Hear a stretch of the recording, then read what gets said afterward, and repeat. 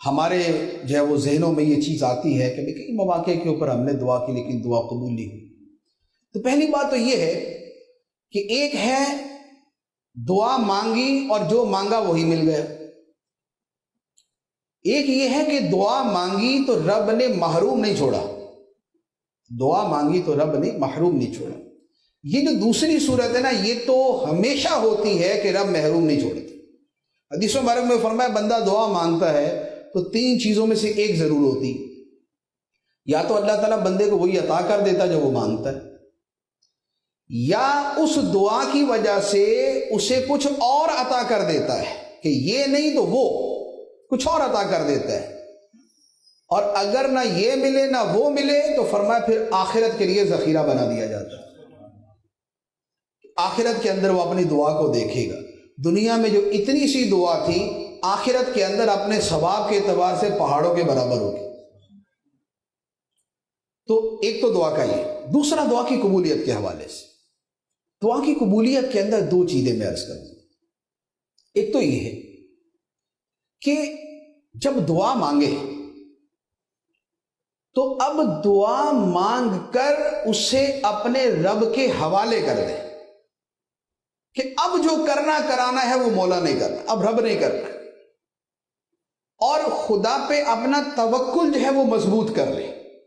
کسی بندے نے کہا کہ جب دعا کرو تو اس انداز میں کرو کہ کم از کم جو تم اپنا کوئی مریض کسی ڈاکٹر کے حوالے کرتے ہو آپریشن تھیٹر میں لے جانے کے لیے، تو آپریشن تھیٹر میں اپنا مریض بھیج کے خود ڈاکٹر کے پیچھے نہیں پہنچ جاتے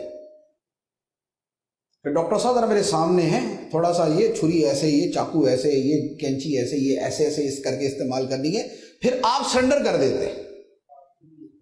آپ نے مریض حوالے کیا، اب آپ دروازے کے ادھر ہیں، مریض دروازے کے ادھر ہے. اب آپ نے ٹوٹل ڈاکٹر کے اوپر ڈیپینڈ کر لیا. اب آپ کے ذہن میں صرف ڈاکٹر ہے، بس ڈاکٹر ہے اور مریض ہے، باقی اب ہر شے سے ادھر ادھر سے فارغ ہو جاتے.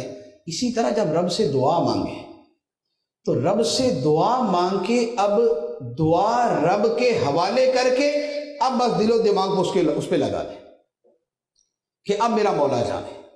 جب بندہ اس توکل کے ساتھ دعا کرتا ہے وہ دعا قبول ہوتی ہے. اور جب تک اس میں کچھ اپنا عمل دخل بھی رکھتا ہے اور تھوڑا سا تردد اور تذبذب کے اندر بھی رہتا ہے تو پھر اس کی دعا بھی جو ہے نا وہ ہلنا جلنا شروع ہو جاتی ہے. اس کی بھی جو یوں کہہ لیں کہ اس کے بھی جو پائے ہیں وہ کمزور ہو جاتے ہیں. تو مضبوط دعا وہ ہے کہ دعا مانگ کے رب کے حوالے کر دیا اور یہ سمجھ کے کیا کہ یا اللہ اب جو بہتر ہے وہ تو کر دے.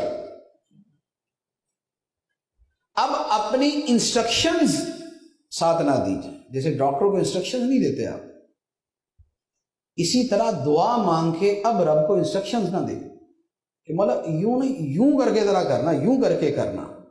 جب وہ کارساز حقیقی ہے، جب وہ سب سے زیادہ جاننے والا ہے، جب سب سے زیادہ مہربان ہے، جب وہ ارحم الراحمین ہے، اب آپ یہ سوچ کر کہ وہ علیم ہے، علیم بذات الصدور ہے، وہ حکمت والا ہے اور وہ ارحم الراحمین ہے، اور اب میں نے اس کے حوالے کر دی.